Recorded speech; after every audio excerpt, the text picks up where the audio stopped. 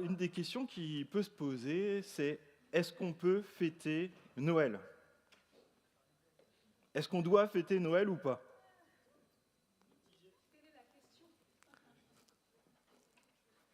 Plutôt oui, plutôt non?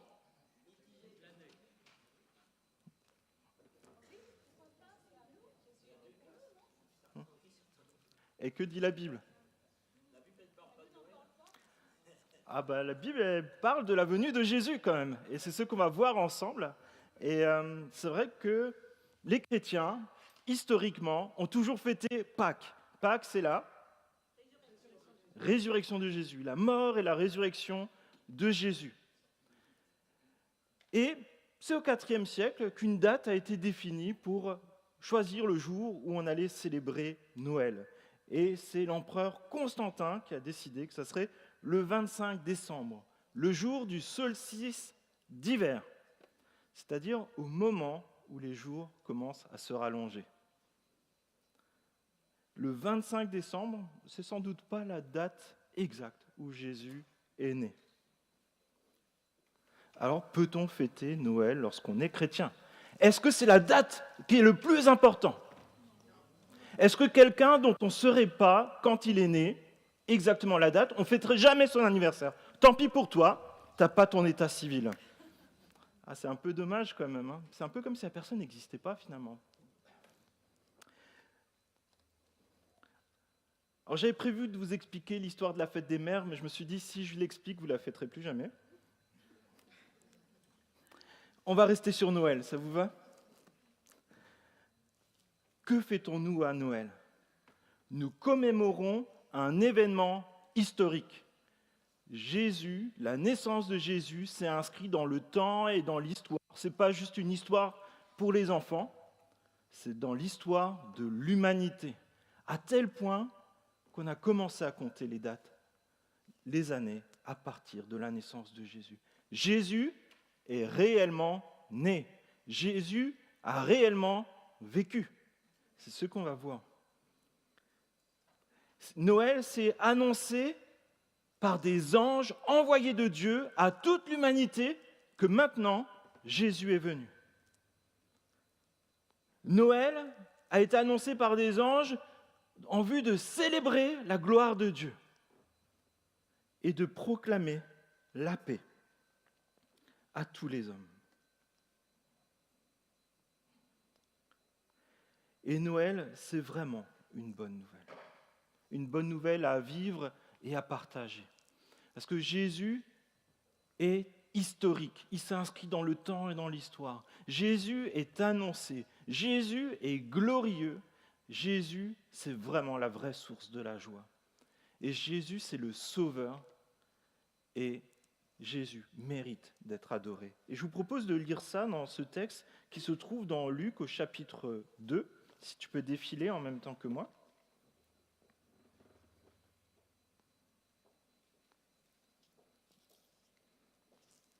C'est bon? À cette époque-là, parut un édit de l'empereur Auguste qui ordonnait le recensement de tout l'Empire. Ce premier recensement eut lieu pendant que Quirinius était gouverneur de Syrie. Tous allaient se faire inscrire, chacun dans sa ville d'origine. Joseph aussi monta de la Galilée, de la ville de Nazareth, pour se rendre en Judée, dans la ville de David, appelée Bethléem, parce qu'il était de la famille de la lignée de David. Il y alla pour se faire inscrire avec sa femme Marie, qui était enceinte. Pendant qu'ils étaient là, le moment où Marie devait accoucher arriva. Et elle mit au monde son fils premier-né. Elle l'enveloppa de lange et le coucha dans une mangeoire, parce qu'il n'y avait pas de place pour eux dans la salle des hôtes. Il y avait dans la même région des bergers qui passaient la nuit dans les champs pour y garder leurs troupeaux. Un ange du Seigneur leur apparut, et la gloire du Seigneur resplendit autour d'eux. Ils furent saisis d'une grande frayeur. Mais l'ange leur dit, « N'ayez pas peur, car je vous annonce une bonne nouvelle, qui sera une source de grande joie pour tout le peuple. Aujourd'hui, dans la ville de David, il vous est né un sauveur, qui est le Messie, le Seigneur. Voici, À quel signe vous le reconnaîtrez? Vous trouverez un nouveau-né enveloppé de langes et couché dans une mangeoire. Et tout à coup, une foule d'anges de l'armée céleste se joignit à l'ange. Et ils adressaient des louanges à Dieu et disaient, on le lit ensemble, gloire à Dieu dans paix sur la terre et bienveillance parmi les hommes. On recommence, on fait synchro. Gloire à Dieu dans les lieux très hauts, paix sur la terre et bienveillance parmi les hommes. Waouh! Imaginez tous ces anges. C'est quelque chose qui est marquant. Mais commençons par le début. Ça ne vous a pas un peu surpris quand on a commencé les premiers versets? À cette époque-là, apparut un édit de l'empereur Auguste qui ordonnait le recensement de tout l'Empire. Là, c'est l'Empire romain. Donc tout le bassin méditerranéen. Ce premier recensement eut lieu pendant que Quirinius était gouverneur de Syrie. Tous allaient se faire inscrire, chacun dans sa ville d'origine. Et c'est là qu'on voit une différence entre la Bible et peut-être d'autres livres, d'autres religions. La Bible, elle est inscrite dans l'histoire de l'humanité. Et la vie de Jésus elle-même s'inscrit dans l'histoire de l'humanité. Qu'est-ce que ça veut dire? Ça veut dire que l'histoire de Jésus, la vie de Jésus ne se déroule pas comme dans les films, dans l'Olympe, la terre du milieu, pour ceux qui... ou dans une galaxie très très lointaine. Là, il manquait la musique qui correspondait à tous ces films, mais non, Jésus il a vraiment vécu avec nous. Il a vraiment vécu sur cette terre. Et la naissance de Jésus se déroule à l'époque où Hérode est le roi de Judée. Luc 1, verset 5. Marie était dans une ville de Galilée nommée Nazareth. Luc 1, 26. Marie est venue avec Joseph à Bethléem, une ville d'environ 10 km de Jérusalem. Pourquoi? Parce qu'un décret de César, Auguste, l'empereur, disait que tout le monde devait se faire enregistrer et recenser. C'était le premier enregistrement lorsque Quirinius était gouverneur de Syrie. J'ai une question pour toi. Sais-tu qui était président au moment où tu es né? Mitterrand? D'accord. Valéry Giscard d'Estaing? Quelqu'un d'autre? Mobutu? Quelqu'un d'autre?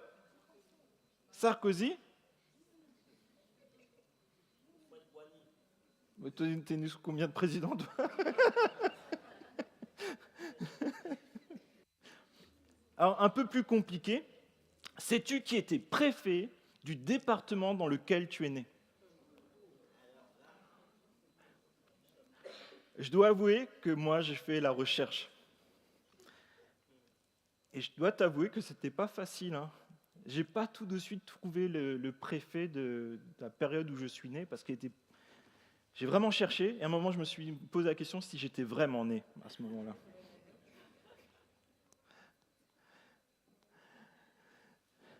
Et c'est là où moi, je suis né, dans le premier, comment ça se disait de nouveau, septennat de François Mitterrand, alors que M. Rouvière était préfet du Bas-Rhin, mais aussi de l'Alsace. Et vous voyez, ces détails historiques et précis, avec des dates, des lieux, des personnes, ça parsème toute la Bible entière. C'est des choses qui sont historiques et inscrites dans le temps. Ce n'est pas juste des fables, des histoires comme ça. D'un point de vue archéologique, on peut prouver tout cela. Et aujourd'hui, tu peux afficher cette diapo si tu veux. En fait, l'historicité de Jésus, elle ne fait plus aucun doute. Si tu peux l'afficher. Ouais. Oh, par contre, c'est petit. Il faudra peut-être que j'aille chez l'oculiste. Jésus a-t-il vraiment existé? Les arguments des historiens face à la thèse mythiste. Et donc ça, c'est une enquête du Monde et qui dit qu'en fait, très peu de personnes en fait, qui sont érudits, historiens ou autres, peuvent encore tenir cette thèse que Jésus n'aurait pas existé. Parce que la Bible, elle regorge de points de détail qui permettent de faire des vérifications. Et la naissance de Jésus, c'est un de ces aspects, mais ça parsème toute la Bible et tout le vécu de Jésus et des apôtres. Alors pourquoi est-ce qu'il y a autant de références historiques ? Parce que Jésus, comme tous les autres, tu peux l'enlever s'il te plaît, comme tous les autres personnages historiques de la Bible, ce sont des vraies personnes, comme toi et comme moi, qui ont vécu des temps où parfois, ils ont connu des temps difficiles, des temps de doute, mais ils ont vu combien Dieu agit quand on se confie en lui.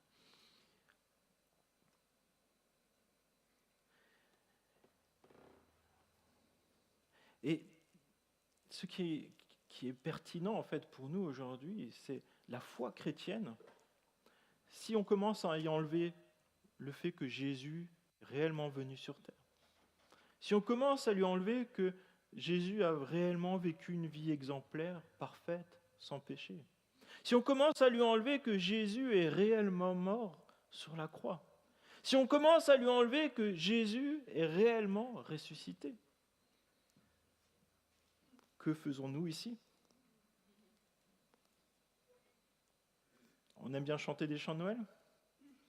Mais les chants de Noël, s'il n'y a plus Jésus au centre, la vie de Jésus, la divinité de Jésus, la résurrection de Jésus, que reste-t-il ? Et comprenez bien que ça ne s'invente pas comme une histoire comme ça, où Joseph, avec Marie enceinte jusqu'au cou, ont dû parcourir des dizaines de kilomètres pour simplement obéir à l'autorité de Dieu, à accomplir la volonté de Dieu. Mais ça nous interroge. Qui d'entre nous aurait obéi à Dieu ? On aurait pu dire, écoute, ma femme elle est enceinte quand même, on va rester à la maison, on va attendre. Mais en fait, c'était la volonté de Dieu, on va le voir, que Jésus naisse à Bethléem. Moi, où est-ce que j'en suis ? Est-ce que je suis prêt à obéir à Dieu sans forcément comprendre la chose tout de suite pour voir comment Dieu va agir dans ma vie, combien sa volonté va se concrétiser dans ma vie ? Justement, en verset 4, on voit que Jésus est annoncé. Joseph aussi monta de la Galilée, de la ville de Nazareth, pour se rendre en Judée, dans la ville de David, appelée Bethléem, parce qu'il était de la famille et de la lignée de David. Il y alla pour se faire inscrire avec sa femme Marie, qui était enceinte. Pendant qu'ils étaient là, le moment où Marie devait accoucher arriva, et elle mit au monde son fils premier-né. Elle l'enveloppa de lange et le coucha dans une mangeoire. Pourquoi ? Parce qu'il n'y avait pas de place pour eux dans la salle des hôtes. Dieu, pour accomplir ce qu'il a annoncé d'avance, sans doute 700 à 800 ans à l'avance, Dieu utilise pas moins que l'homme le plus puissant de la terre à ce moment-là, l'empereur César Auguste. L'empereur César Auguste, sans le savoir, a aidé à accomplir la volonté de Dieu qui a été prophétisée 800 ans avant la venue de Jésus-Christ. Et c'est là que parfois ça peut être encourageant. Oui, Dieu peut agir par tous, même parmi des personnes qui ne sont pas chrétiennes, pour accomplir et mener à bien sa volonté. Et c'est un des textes qu'on a lu justement ce matin déjà dans Michée chapitre 5. « Et toi, Bethléem, Ephrata, qui est petite parmi les villes de Juda, de toi sortira pour moi celui qui dominera sur Israël et dont l'origine remonte loin dans le passé à l'éternité. » C'est pourquoi il livrera son peuple jusqu'au moment où accouchera celle qui doit accoucher. Et le reste de ses frères reviendra auprès des Israélites. Il se présentera et les conduira avec la force de l'Éternel, avec la majesté du nom de l'Éternel, son Dieu, et ils auront une habitation assurée, car sa grandeur sera reconnue jusqu'aux extrémités de la terre. C'est lui qui ramènera la paix.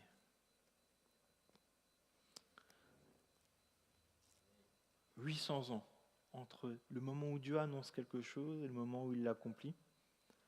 Le temps de forcément le nôtre, mais Dieu accomplit toujours ce qu'il promet.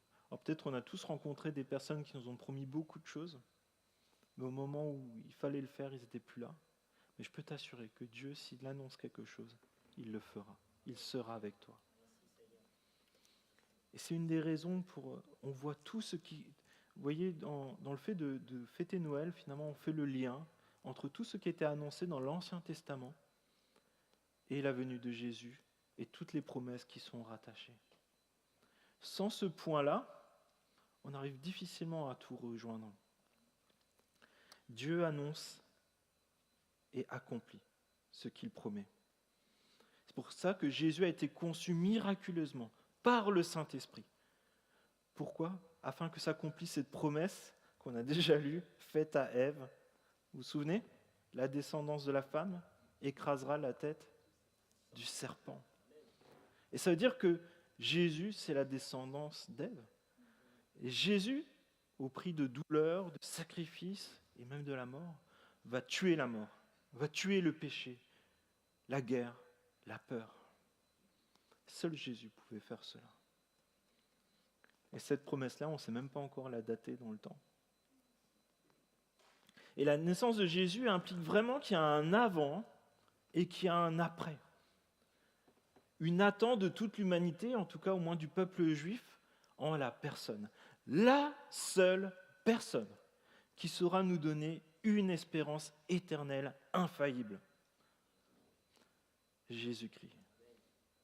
Et cette promesse est pour les hommes, les femmes, les enfants, les collégiens, les lycéens, de toutes les nations, de tous les peuples, de tous les âges, de la paix retrouvée avec Dieu, la vraie paix. La paix où tu peux te regarder dans le miroir et savoir que devant Dieu, tu es saint, pur, sans défaut, par Jésus-Christ, qui a donné sa vie pour toi, qui a mené la vie que tu aurais dû vivre. Et tu peux enfin connaître cette paix retrouvée avec Dieu. Comprends que ce n'est pas juste une trêve entre deux guerres avec Dieu, c'est vraiment la paix éternelle avec Dieu. Chaque jour, tu peux te confier en Dieu.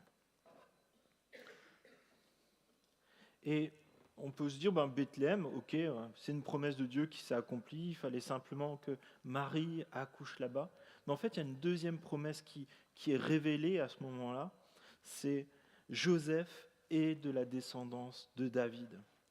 Et la Bible nous indique que Jésus devait venir de la descendance de David. Pourquoi ? Parce qu'il y a une prophétie, il y a une promesse. Et elle dit quoi cette promesse ? Éternellement, il y aura un descendant de David qui régnera et apportera la paix pour toujours. Et Jésus, par Joseph, son père adoptif, ça va s'accomplir aussi.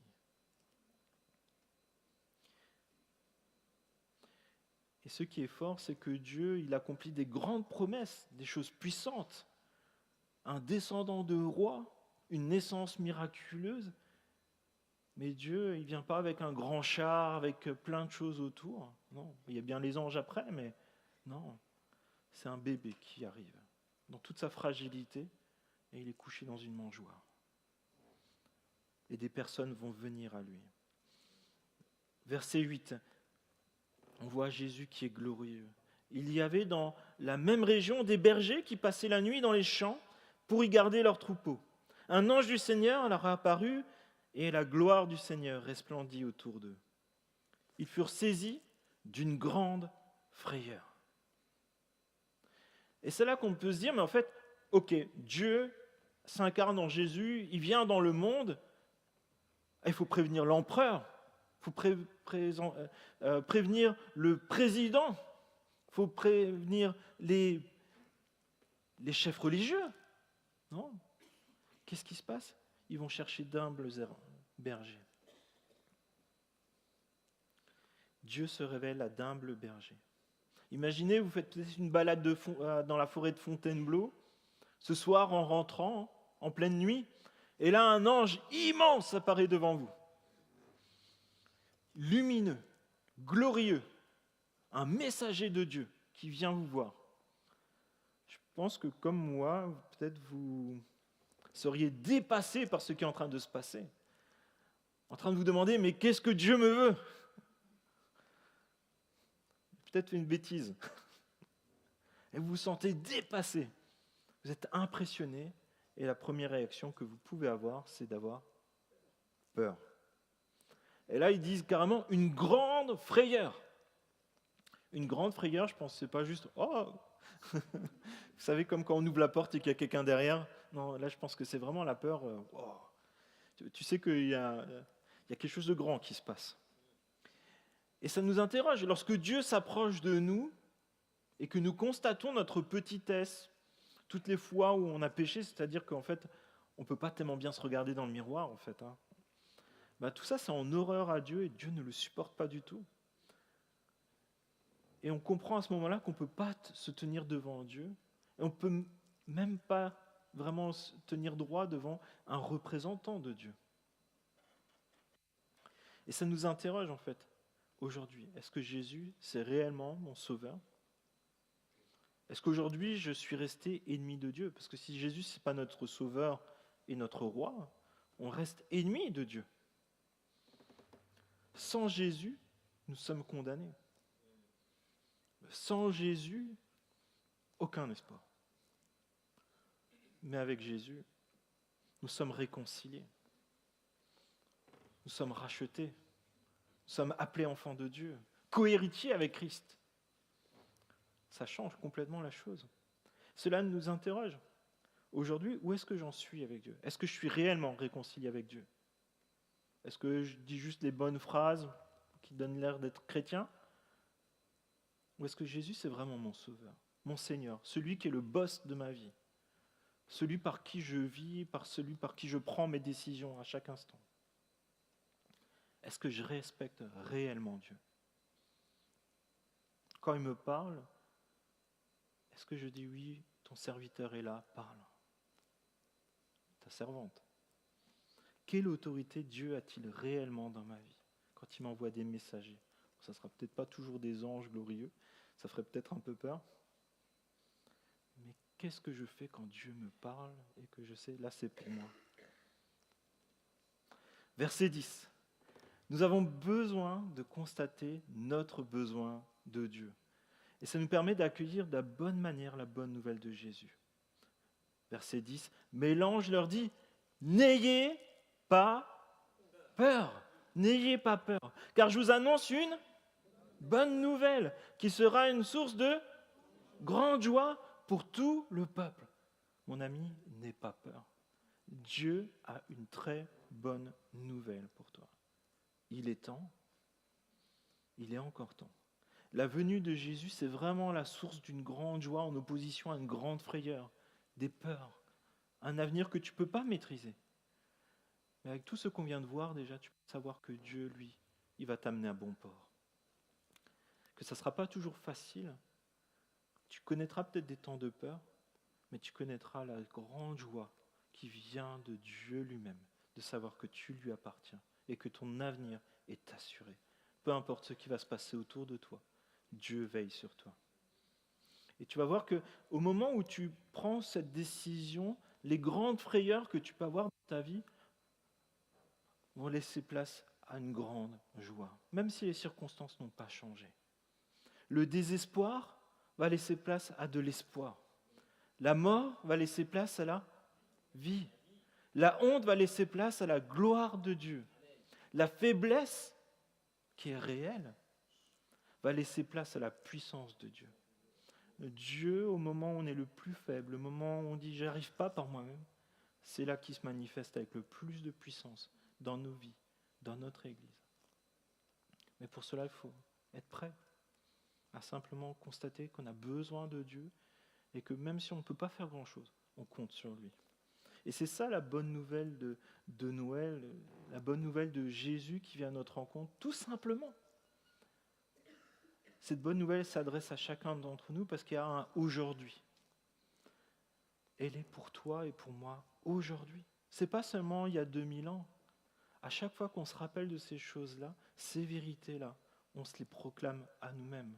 on se rappelle les promesses de Dieu. Et on a besoin de ces temps de se dire, Jésus est venu à ma rencontre.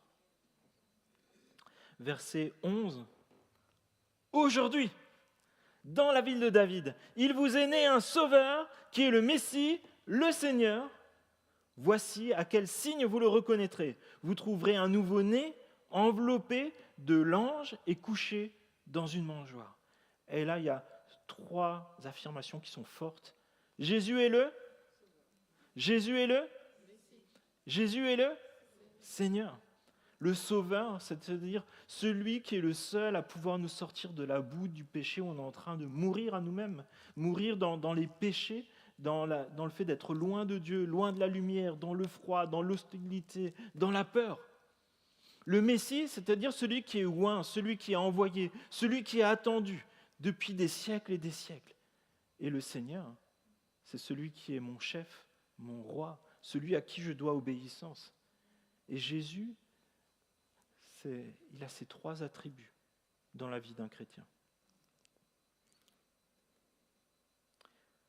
Et comment est-ce que je réagirais si je trouvais un bébé dans une mangeoire à animaux, dans une étable? Je ne sais pas vous. Tu appelles la police. Je pensais à la même chose. On se dit, il y a quelque chose qui ne colle pas. Un bébé dans une mangeoire. Waouh! Mais quand tu te dis que c'est celui qui a attendu depuis des siècles, qui est Dieu, comment se fait-il qu'il se retrouve dans une mangeoire? Et c'est là où on voit vraiment combien Jésus vient nous rejoindre dans notre petitesse. Dieu utilise ce qui peut sembler honteux, fragile, petit, pour révéler sa force, sa puissance et sa gloire. Et l'ange insiste sur ce mot et il dit « aujourd'hui ». Aujourd'hui. Et c'est peut-être un aujourd'hui pour toi aussi, aujourd'hui. L'occasion de rencontrer ton roi, ton Dieu. Celui que tu attends, sans peut-être savoir mettre des mots dessus, depuis peut-être pas des siècles, mais des années. C'est un aujourd'hui. Et c'est peut-être un aujourd'hui que tu ne peux pas reporter à demain. Une rencontre qui doit se faire aujourd'hui. Peut-être que la présentation qu'on est en train de faire de Jésus, c'est pas comme ça que tu t'imaginais à quoi ressemble Dieu. Tu n'es pas le seul. Personne n'avait misé sur cette façon-là où Dieu viendrait, même si c'était bien écrit dans la parole de Dieu. Ou peut-être comme les bergers, tu avais d'autres préoccupations. Ils avaient leurs brebis, et ainsi de suite, et puis quelqu'un vient les embêter dans leur quotidien ou dans leur soirée. Peut-être qu'ils avaient prévu une soirée chamallow. Et puis Dieu arrive et fait « Waouh, aujourd'hui il se passe quelque chose, c'est ton aujourd'hui à toi. Va rencontrer ton Sauveur, va rencontrer ton roi, ton Messie. » Et Dieu peut-être nous bousculer dans notre programme parce qu'il veut te rencontrer. Peut-être parce que tu lui as jamais confié ta vie, tu n'as jamais dit « Je veux que tu sois mon Sauveur, mon Seigneur. » Peut-être c'est aussi au fur et à mesure des années, il y a peut-être des habitudes qui se sont prises, où finalement, pour Noël, même si on ne le dit pas, ça reste quand même les cadeaux et puis un bon repas. Et c'est bien, c'est aussi bien d'avoir des bons temps comme ça, en famille, avec des amis, mais il y a bien plus. Et peut-être c'est un jour où Dieu vient nous chercher dans notre confort en se disant, mais est-ce que je suis réellement ton roi? Est-ce que j'ai le droit de bousculer ton programme, tes priorités? Est-ce que je suis réellement ton roi? Est-ce que je suis réellement ton sauveur? Est-ce que tu as réellement besoin de moi ou finalement tu te débrouilles? Et enfin, verset 13, Jésus doit être adoré. Et tout à coup, une foule d'anges de l'armée céleste se joignit à l'ange et ils adressaient des louanges à Dieu et disaient, là je propose qu'on le fasse vraiment avec une voix motivée. Vous êtes prêts? Gloire à Dieu dans les lieux très hauts, paix sur la terre et bienveillance parmi les hommes. Amen. Ça, j'ai envie de le vivre, même si ça fait peut-être un peu peur. Et les bergers se trouvent dans la nuit, et c'est là où je vois aussi la subtilité de Dieu. D'abord, il envoie un seul ange, qui vient un peu discrètement, hein, même si ça leur fait très peur. Et cet ange vient préparer un temps de louange, d'adoration, avec des milliers d'autres anges. Et Dieu vient peut-être parfois discrètement toquer à notre porte comme ça, en te disant, tiens, aujourd'hui je veux te parler. Je veux que tu puisses rejoindre cette chorale céleste pour me louer, m'adorer, connaître ma gloire, et que tu puisses connaître cette paix. Quoi ? Tu veux pas chanter ? Ah oui, vous pouvez aussi connaître notre ma gloire. Et peut-être parfois il suffit d'un seul ange pour commencer à illuminer un ciel entier, une vie entière. Et peut-être parfois il suffit juste de dire Seigneur ou Dieu. C'est peut-être la première fois que j'entends parler de toi, de comment tu te révèles. Là, je viens devant toi, révèle-toi à moi. Parle-moi de qui tu es. Je vous assure que Dieu vous parlera. Parce que là, il y a une joie qui a envahi le ciel entier, une immense chorale d'anges qui célèbre la gloire de Dieu, la paix de Dieu, la vraie, pas celle qu'on saupoudre comme ça, non, la vraie paix avec Dieu, celle où tu es réconcilié avec Dieu, la paix qui fait que même si les circonstances n'ont pas changé, tu te sens enfin bien devant Dieu. Et aussi la bienveillance parmi les hommes, c'est-à-dire l'amour de Dieu pour les hommes. Et ce qui est intéressant, je trouve, c'est que les anges, bien sûr, ils s'approchent des bergers, ils leur présentent les choses, parce que les bergers, eux aussi, ont une mission finalement de rejoindre Jésus pour l'adorer. Mais en tout, ils sont focalisés, pas sur les hommes, mais sur la gloire de Dieu. Moi, c'est ça qui m'a parlé sur ce verset-là. Et parfois, je me dis, est-ce que je suis réellement focalisé sur la gloire de Dieu ? Sur le fait de donner la paix de Dieu qui me confie et partager cette bienveillance. Et Dieu veut que tu le rencontres tel qu'il est réellement. Pas comment on se l'imagine, on a tous des idées de qui est Dieu, mais que me dit Dieu dans la Bible ? Que me dit Dieu de sa personne dans cet événement qui s'est réellement produit avec ses bergers ? Et la suite du texte, qu'on ne va pas lire là, nous dit que les bergers se sont tout de suite mis en route pour rencontrer Jésus. Et quand Dieu vient à notre rencontre, quand il nous envoie un message, c'est un appel à l'action. On ne peut pas juste dire « Ah ok, j'ai reçu le mail, je verrai un peu plus tard ». Bien sûr, personne d'entre nous ne fait ça. Non, si Dieu t'envoie un message, c'est que c'est maintenant le moment de réagir. Et c'est vrai que peut-être, il y a différents types de bergers, on ne sait pas s'ils y sont tous allés, mais il y a des bergers qui y sont allés, qui ont dit « Je veux rencontrer mon roi, je veux rencontrer mon sauveur ». Mais c'est vrai que parfois on peut voir des miracles, on peut voir la grandeur de Dieu même dans notre vie ou la vie des personnes qui sont autour de nous, on peut voir la gloire de Dieu avec une expérience spirituelle, mais si on ne fait pas la démarche de notre côté, à un moment, de dire « Oui, je veux te suivre, oui, je veux t'obéir », on va rester un peu comme peut-être l'un ou l'autre de ces bergers, on ne sait pas, ils sont peut-être restés dans les ténèbres, qui sont restés dans la mort, le péché, qui sont restés avec leurs moutons alors qu'ils avaient un rendez-vous avec le roi des rois. Aujourd'hui, est-ce que tu as un mouton qui t'empêche d'aller rencontrer ton roi des rois ? Une activité, une personne ? Est-ce que tu as une invitation ? Aujourd'hui, c'est ça la promesse du vrai Noël. Alors, il n'y a peut-être pas de date précise, mais c'est un réel événement qui s'est produit et que nous célébrons. Pouvons saisir la gloire de Dieu, la paix de Dieu, et aussi la bienveillance, l'amour de Dieu envers tous les hommes, de toutes les nations. Et Jésus est venu pour que les hommes de toutes les nations, de tous les peuples, de toutes les langues et de toutes les générations et de toutes les tribus le connaissent et le rencontrent. Et je vous invite à la prière. Merci Père, parce que la venue de Jésus, c'est la meilleure nouvelle qu'on puisse nous annoncer. Une nouvelle qui t'a attendue depuis des siècles et des siècles et que tu as accomplie de manière miraculeuse pour nous enseigner à te connaître. De savoir que tout ce que tu promets, tu l'accomplis. Tu as promis un sauveur, un roi, un messie, et il est venu. Et il a totalement accompli tout ce que tu attendais de lui. Vivre une vie sans te désobéir, une vie qui t'honore. Et nous voulons te remercier pour cela, parce que ça a été au prix de grands sacrifices, de grandes douleurs.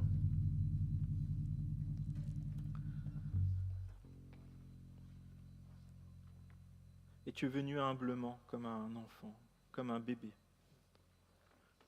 pour nous rejoindre complètement dans nos luttes, dans nos fragilités. Et je te prie, s'il te plaît, que tu nous aides à te connaître davantage, que tu nous aides à regarder à toi, plutôt qu'à notre confort, pour accomplir ta volonté, pour que tu sois réellement le roi de nos vies.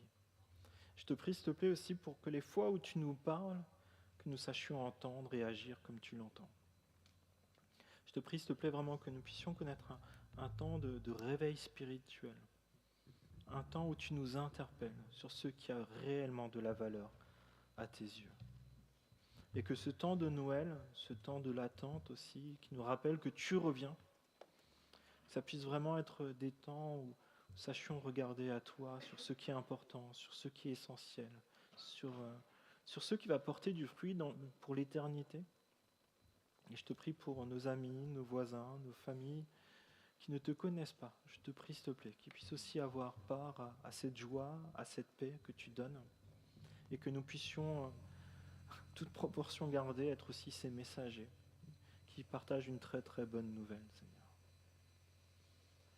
Et je te prie que vraiment nos cœurs t'appartiennent et que cette joie, cette paix, vraiment vienne être vraiment une source dans notre quotidien pour que tout nous attire à toi et que nous vivions pour toi. Je te prie ainsi dans le nom de Jésus. Amen.